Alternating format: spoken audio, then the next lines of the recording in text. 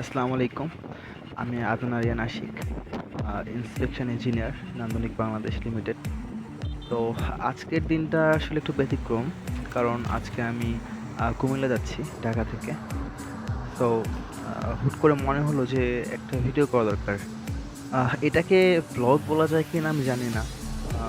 সকালে উঠে আমি তখনও পর্যন্ত শিওর ছিলাম না যে আমি কোনো ভিডিও করব কিনা।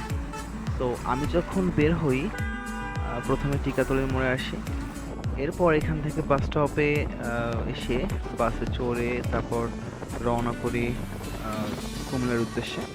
কিন্তু যাওয়ার পথে আসলে আমি এত সুন্দর সুন্দর জিনিস দেখতে পারি যে আমার মনে হলো যাক কিছু করা উচিত, একটু ভিডিও করা উচিত, অন্তত স্মৃতি হিসাবে রেখে দেই। সো এটাকে ব্লগ হিসাবে কনসিডার করা যায় কিনা আই ডোন্ট নো। বাট আজকের দিনটা অনেক স্পেশাল আমার জন্য। কারণ হচ্ছে যে আমি একা যাচ্ছি সেকেন্ড টাইম কোনো ডিফারেন্ট প্লেসে। কুমিল্লায় এর আগে কখনোই ট্রাভেল করা হয়নি আমার। This is the first time I am going there. তো আমি যখন যাচ্ছিলাম তখন এই যে নদীতে এত স্টিমার জাহাজ দেখে জাস্ট আমি ফিদা হয়ে গেছি। সত্যি বলতে এটা আমার প্রথম যে আমি এত সুন্দর একটা ভিউ দেখছি। সব কিছু মিলায় আজকে দিনটা অনেক স্পেশাল ছিল। আমি ঠিকঠাক যাচ্ছিলাম, আকাশ দেখছিলাম, আর এটা ফিল করছিলাম যে আসলে বাংলাদেশ কত সুন্দর। সো নীলাকাশ, সাদা মেঘ, নদী, জাহাজ, স্টিমার, সবুজ গাছপালা, সুন্দর রোড, সব মিলানো দারুণ, দারুণ একটা এক্সপিরিয়েন্স। সো সবকিছু ঠিকঠাক চলছিল। আজকে প্রথম ছিল আমার কুমিল্লা ট্যুর। এর আগে কখনোই যাওয়া হয়নি। ইচ্ছা ছিল যাওয়ার, বাট সুযোগ হয়ে ওঠেনি। বাট আজকে হয়ে উঠেছে এবং আজকে আমি বুঝতে পেরেছি যে আসলে ঢাকা চট্টগ্রাম রুটে এই কুমিল্লা, চট্টগ্রাম, পার্বত্য চট্টগ্রাম এই জায়গাগুলো এত সুন্দর যা আসলে আমাদের ধারণারও বাইরে। তো যাই হোক, এতদিন আমি ইউটিউব ভিডিও, ফেসবুক ভিডিও এবং অনেক ছবি-টবি দেখে অ্যাকচুয়ালি সোশ্যাল মিডিয়া থেকে যা দেখেছি কুমিল্লা সম্পর্কে বা এই সৌন্দর্য সম্পর্কে, সেটা আসলে অনেক কমই দেখেছি। বাস্তবতা আসলে অনেকটা ভিন্ন। বাস্তবতা আরও বেশি সুন্দর। যাই হোক, আমরা যাচ্ছি কুমিল্লার পথে। আমি ১ম এ গিয়ে নামবো হারঙ্গে এবং হারঙ্গে একটা অফিসিয়াল কাজ আছে। অফিসিয়াল কাজ বলতে আমি কুমিল্লাতে যাচ্ছি অফিসিয়াল পারপাসে। অ্যাকচুয়ালি ইন্সপেকশন করার জন্য। যাই হোক, দিনটা ভালো কাটছে। রৌদ্রোজ্জ্বল একটা দিন, ঝকঝকে সুন্দর আকাশ, তার সাথে হচ্ছে যে উঁচু উঁচু দালান, সুন্দর রাস্তা, আশেপাশে সবুজ গাছপালা। সব মিলে দারুণ একটা এক্সপেরিয়েন্স। তো দিনটা শুরু হলো। ১ম দিকে আমি একটু নার্ভাস ছিলাম যে কি হবে, কিভাবে যাব। তো ওভারঅল ঠিক আছে। আমরা আসলে এই লোকেশনটাতে যাব। আমি বাস থেকে নেমেছি হারঙ্গে। এখানে একটা রিক্সা চড়ে যাচ্ছি আমার লোকেশনে।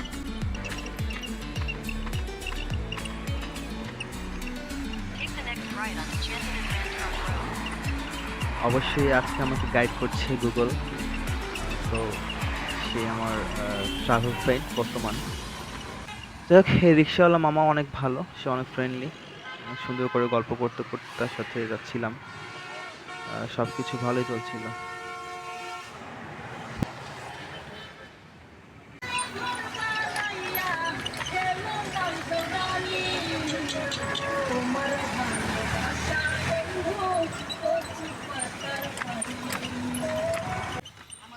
তারপর কচু পাতার পানি শুনতে শুনতে আমরা চলে আসি অনেকটা দূর।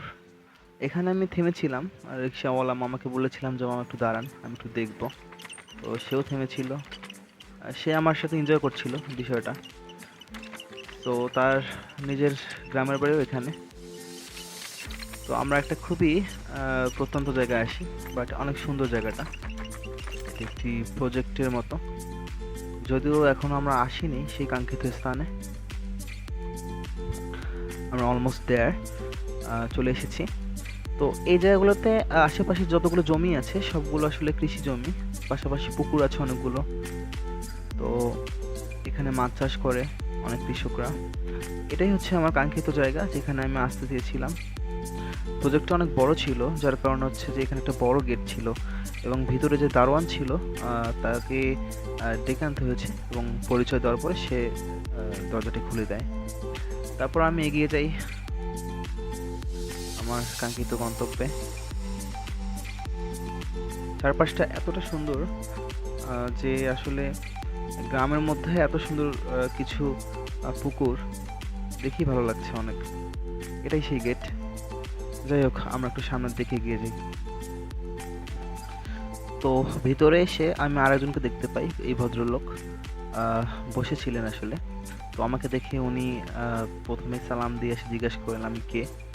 দেন আমি আমার পরিচয় দেওয়ার পরে সে আমার সাথে উঠে এলেন এবং পুরো জায়গাটা পরিদর্শনে হেল্প করলেন আমাকে। সো এটাই হচ্ছে সেই জায়গা যে জায়গায় আসলে আমি পরিদর্শন করতে এসেছি। আমি পেপারসগুলো চেক করে নিলাম যে সব ঠিকঠাক আছে কিনা। তো আমার সঙ্গে এই ভদ্রলোক যিনি আসলে অনেক হেল্প করেছেন এবং ওনার বাসাও হচ্ছে আমার গ্রামের বাসায় লালমনিরহাটে। সো এখন আমি সেখানে কাজ শেষ করে চলে এসেছি। এখন আর একটু প্লেসে যেতে হবে আমাকে, ডিফারেন্ট লোকেশনে। এখানে অনেক মানুষ পুকুরে গোসল করছিল, যেটা দেখে আমার খুবই ভালো লাগে। আসলে গ্রামের যে পুকুরে গোসল করার যে অভ্যাসটা, সেটা অনেকটা দিন দিন কমে আসছে আধুনিকতার ছোঁয়ায়। সো আমি সেই লোকেশনও পরিদর্শন করি এবং এখন আমরা যাচ্ছি নেক্সট লোকেশন এবং শেষ লোকেশনে, যেখানে আমার শেষ পরিদর্শন আছে। আমি লোকেশনটা আরেকবার চেক করে নিলাম যে ঠিকঠাক যাচ্ছে কিনা। পাশাপাশি রিক্সাওয়ালা মামা অনেক গল্প করছিলেন, তার সাথেও কথা বলছিলাম। সে তার জীবনের উত্থান পতন এবং পারিপার্শ্বিক এই অবস্থার যে বিবর্তন, সে বিষয়ে কথা বলছিলেন। আমরা এখন ঢাকা চট্টগ্রাম রোড দিয়ে এগোচ্ছি। বেশ ভালো লাগছে, আশেপাশে ওয়েদার, ঝকঝকে আকাশ এবং নতুন একটা জায়গা।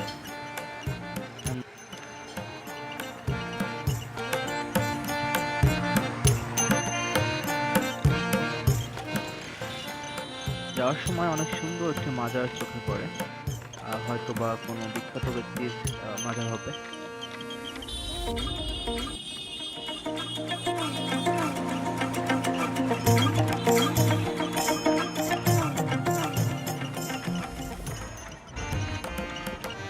আমার বাঁদিকে যে বিল্ডিংটা, সেটা হচ্ছে যে পিডিসিবির অর্থাৎ power grid company of Bangladesh, ইঞ্জিনিয়ারদের স্বপ্নের জায়গা আসলে।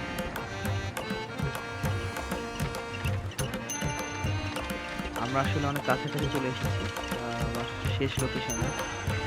তো এখন আমরা ঢুকে যাবো সেই লোকেশনে।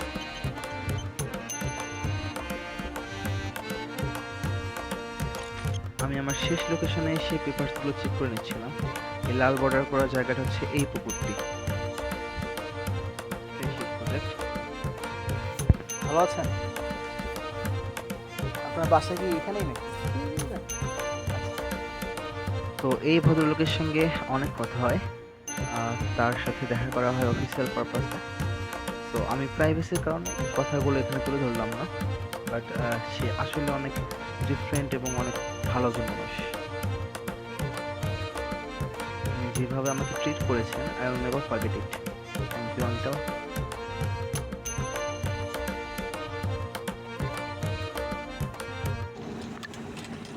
সো ফাইনালি সব কাজ শেষ এবং আমি আবার ঢাকায় ব্যাক করছি। রাস্তা, আকাশ, মানুষ, গাছপালা সব মিলায় দারুণ দারুণ এক্সপিরিয়েন্স।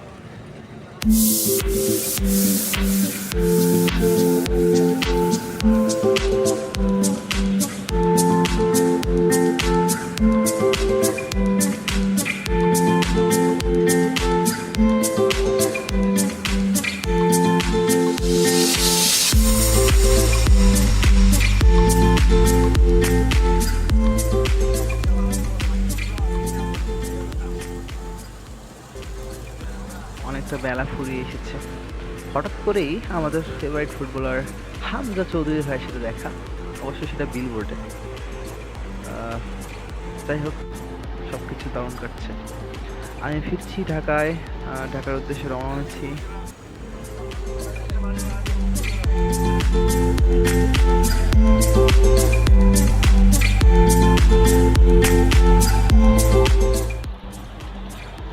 যখন এই সেতুগুলোর উপর দিয়ে যাই, জাস্ট আমি মানে অবাক হয়ে তাকিয়ে থাকি যে আসলে এই প্রকল্পগুলো যখন বাস্তবায়ন হয় তখন ইঞ্জিনিয়াররা কতটা পরিশ্রম করে।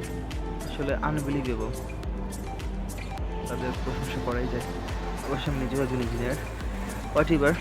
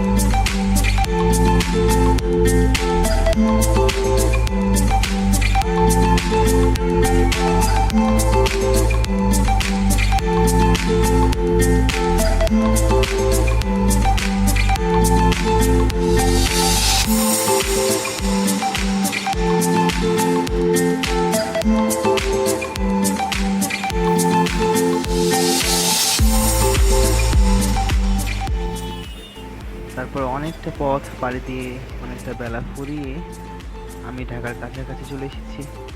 But there is a problem, the problem is jam. এই জ্যামের কারণে অনেকক্ষণ আটকে থাকতে হয়েছে এবং আমাকে ফিরতে হয়েছে সন্ধ্যায়।